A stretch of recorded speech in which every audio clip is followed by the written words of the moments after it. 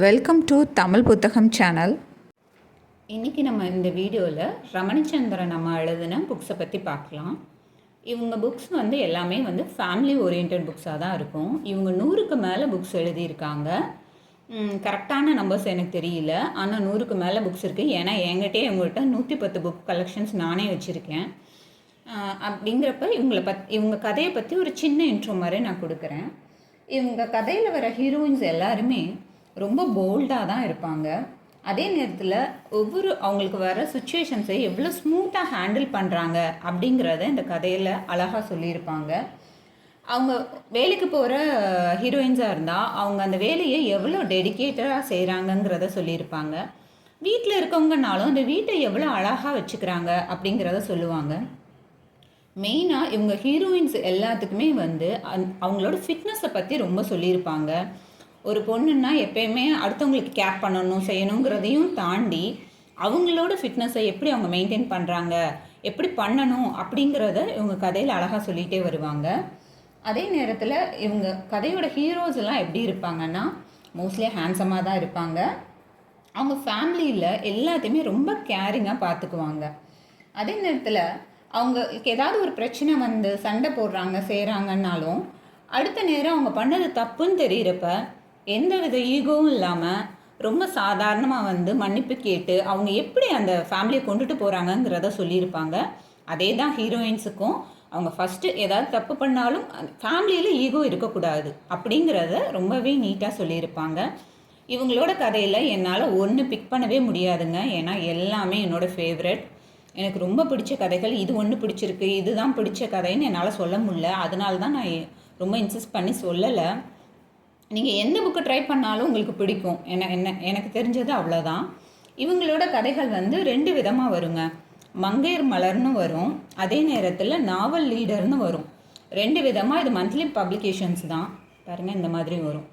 So இது monthly மேகசைன்ஸாக தான் வரும் உங்களுக்கு. இது 2 விதமாக வரும். நீங்கள் இவங்க 100க்கு மேலே புக்ஸ் இருக்கனால இப்போ நம்ம கம்மியான புக் எழுதியிருந்தாங்கன்னா நம்ம பேரை ஞாபகத்தில் வச்சுக்க முடியும். 100-150 புக்கை நம்ம பேர் ஞாபகம் வைக்கிறது கொஞ்சம் கஷ்டம்தான். ஸோ இங்கே பாருங்களேன், அந்த பப்ளிகேஷன்ஸ்லேயே அந்த நம்பர்ஸ் போட்டிருப்பாங்க. நீங்கள் அந்த நம்பர்ஸ் மூலியமாக கூட நம்மக்கிட்ட இந்த புக்கு இருக்குது, நம்ம இதை படிச்சுட்டோம், அடுத்த புக்கு வாங்கலாம் அப்படிங்கிற மாதிரி நம்ம யோசிச்சுக்கலாம்.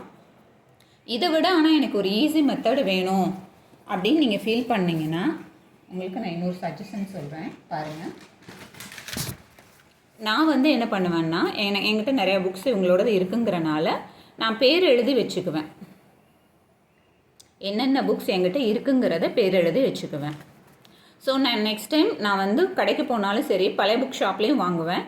எங்கே வாங்கினாலும் நான் இது ரிப்பீட் ஆகாமல் பார்த்துக்குவேன் மோஸ்ட்லியாக. இதை பாருங்கள், இப்படி எழுதி வச்சுட்டோன்னா இது ஒரு ஸ்க்ரீன்ஷாட் மட்டும் எடுத்துகிட்டு போனால் போதும். நம்ம போகிறப்ப நம்ம ஒரு செக் பண்ணிக்கலாம். ஏன்னா நமக்கு பழைய புக் ஷாப்லாம் உங்களுக்கு அந்த நின்று நம்ம ஒரு 2 பேஜாவது படிக்கிறதுக்கு நமக்கு டைம் இருக்காது. அதே நேரத்தில் நம்ம அங்கே ஸ்பேஸும் இருக்காது. ஸோ நம்ம இப்படி எழுதி வச்சுட்டு போனால் நம்ம டக்குன்னு பார்த்துட்டு இது இருக்குது இது இல்லை அப்படிங்கிறத வாங்கிக்கலாம்.